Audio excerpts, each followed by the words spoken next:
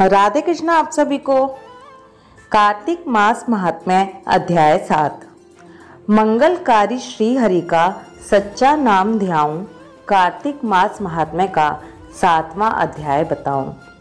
नारद जी ने कहा, हे राजन, कार्तिक मास में व्रत करने वालों के नियम को मैं संक्षेप में बतलाता हूँ, उसे आप सुनिए। व्रती को सब प्रकार के आमिष, मांस, उड़द, राई, खटाई तथा नशीली वस्तुओं का त्याग कर देना चाहिए। व्रती को दूसरे का अन्न ग्रहण नहीं करना चाहिए, किसी से द्वेष नहीं करना चाहिए और तीर्थ के अतिरिक्त अन्य कोई यात्रा नहीं करनी चाहिए। देवता, वेद, ब्राह्मण, गाय, व्रती, नारी, राजा तथा गुरुजनों की निंदा भी नहीं करनी चाहिए। व्रत करने वाले को दाल, तिल, पकवान व दान किया हुआ भोजन ग्रहण नहीं करना चाहिए। किसी की चुगली या निंदा भी नहीं करनी चाहिए। किसी भी जीव का मांस नहीं छूना चाहिए। पान, कत्था, चूना, नींबू, मसूर, बासी तथा झूठे अन्न का भी प्रयोग नहीं करना चाहिए। गाय, बकरी तथा भैंस के अतिरिक्त अन्य किसी पशु का दूध नहीं पीना चाहिए। कांसे के पात्र में रखा हुआ पंचगव्य, बहुत छोटे घड़े का पानी तथा केवल अपने लिए ही पका हुआ भोजन नहीं करना चाहिए। कार्तिक माह का व्रत करने वाले मनुष्य को सदैव ब्रह्मचर्य का पालन करना चाहिए। उसे धरती पर सोना चाहिए और दिन के चौथे पहर में केवल एक बार पत्तल में भोजन करना चाहिए। व्रती कार्तिक माह में केवल नरक चतुर्दशी, जिसे छोटी दिवाली भी कहा जाता है, उसी दिन शरीर में तेल लगा सकते हैं। कार्तिक के महीने में व्रत करने वाले मनुष्य को सिंघाड़ा, प्याज, मट्ठा, गाजर, मूली, काशीफल, लौकी, तरबूज, इन वस्तुओं का प्रयोग बिल्कुल नहीं करना चाहिए।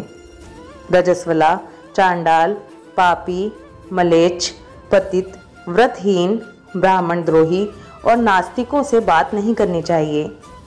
भगवान विष्णु को प्रसन्न करने के लिए अपनी शक्ति के अनुसार चंद्रायण आदि का व्रत करना चाहिए और उपर्युक्त नियमों का पालन करना चाहिए।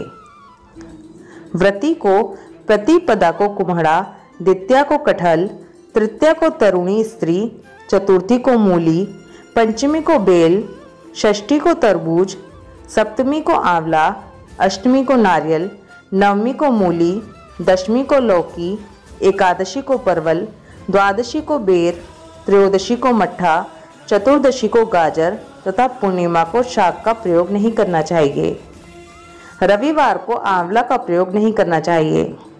कार्तिक माह में व्रत करने वाला मनुष्य यदि इन शाकों में से किसी शाक का सेवन करना चाहे तो पहले ब्राह्मण को देकर ग्रहण करे। यही विधान माघ माह के व्रत के लिए भी है। देव उठानी एकादशी में पहले कही गई विधि के अनुसार नृत्य, जागरण, गायन, वादन आदि करना चाहिए। इसको विधि पूर्वक करने वाले मनुष्य को देखकर यमदूत ऐसे भाग जाते हैं जैसे सिंह की गर्जना से हाथी भाग जाते हैं। कार्तिक माह का व्रत सभी व्रतों में श्रेष्ठ है।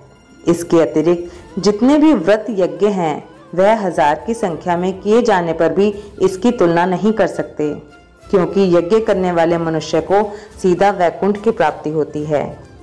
जिस प्रकार राजा की रक्षा उसके अंगरक्षक करते हैं, उसी प्रकार कार्तिक माह का व्रत करने वाले की रक्षा भगवान विष्णु की आज्ञा से इंद्र आदि देवता करते हैं।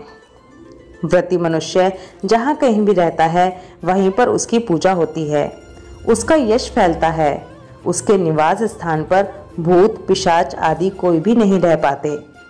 विधि पूर्वक कार्तिक माह का व्रत करने वाले मनुष्यों के पुण्यों का वर्णन करने में ब्रह्मा जी भी असमर्थ हैं।